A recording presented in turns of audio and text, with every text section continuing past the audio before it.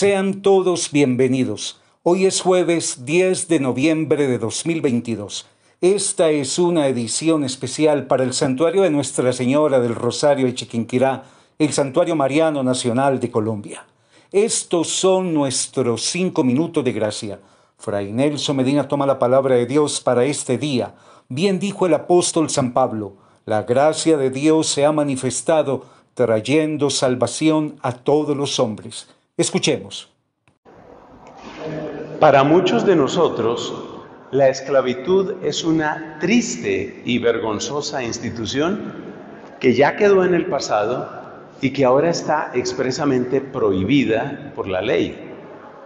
Piensa, por ejemplo, en lo que son las declaraciones de derechos, como la que se hizo en 1948, la Declaración de los Derechos Humanos. Obviamente, en esa Declaración de Derechos se prohíbe que haya esclavos. Esa parte está clara.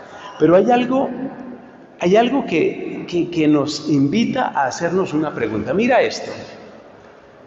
En primer lugar, esa ley, eso que existe en la ley, ¿existe en la realidad? Porque el problema de la esclavitud no desaparece porque escribamos en un papel que no puede haber esclavos. La esclavitud no desaparece de un modo tan sencillo. Es mucho más complicado que eso. Y por eso nos preguntamos, ¿qué se necesita para que la sociedad de verdad cambie? ¿Qué se necesita? Y hay dos versiones sobre esto. Hay una versión que es de afuera hacia adentro. Es la versión propia del marxismo.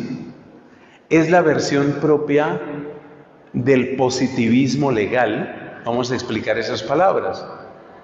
Según el marxismo, lo que hay que hacer es cambiar la infraestructura económica, cambiar el sistema económico, básicamente haciendo que los medios de producción estén bajo posesión de todos, sean comunitarios, que el pueblo sea dueño de los medios de producción, y eso elimina los daños propios de la explotación del capitalismo.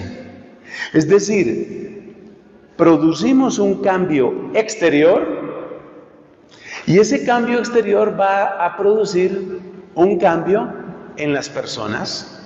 Es decir, las personas ya dejarán de ser egoístas, codiciosas, explotadoras. Vamos a acabar con la explotación que unas personas hacen en contra de otras personas. Vamos a acabar con eso y lo vamos a acabar cambiando las estructuras de afuera hacia adentro. El positivismo legal es una cosa parecida. Producimos una ley y después buscamos cómo se tiene que cumplir esa ley.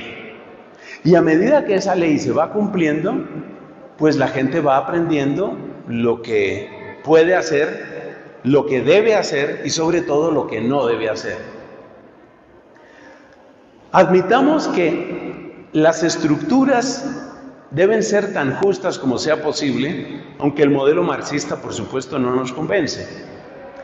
Admitamos también que se necesitan buenas leyes, en eso estamos de acuerdo todos. Pero la pregunta es si eso basta. Y la respuesta bíblica es que eso no basta.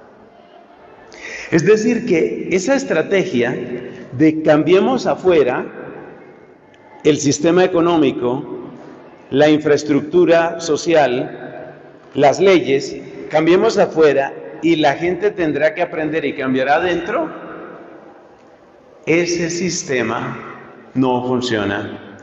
Ese sistema no es suficiente.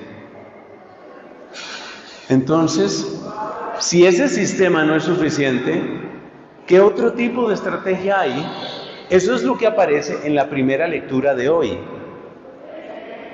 La primera lectura de hoy es un caso muy interesante, es la carta a Filemón, la carta del apóstol San Pablo a Filemón, y en esa carta Pablo le habla a este hombre que se llamaba Filemón y que tenía un esclavo llamado Onésimo. Y la frase fundamental de Pablo es: tú has sido ganado para el Evangelio. Y por consiguiente, recibe a Onésimo, porque Onésimo se había fugado, recibe a Onésimo, pero no lo recibas ya como un esclavo tuyo, sino como un hermano tuyo. De lo que está hablando Pablo es del cambio interior que lleva a un cambio exterior. Puesto que el Evangelio ha tenido poder en ti, puesto que el Evangelio ha hecho su obra en ti, entonces tú ya no puedes vivir, tú ya no puedes tratar a la gente del mismo modo. O sea que la propuesta bíblica en cierto sentido es lo contrario.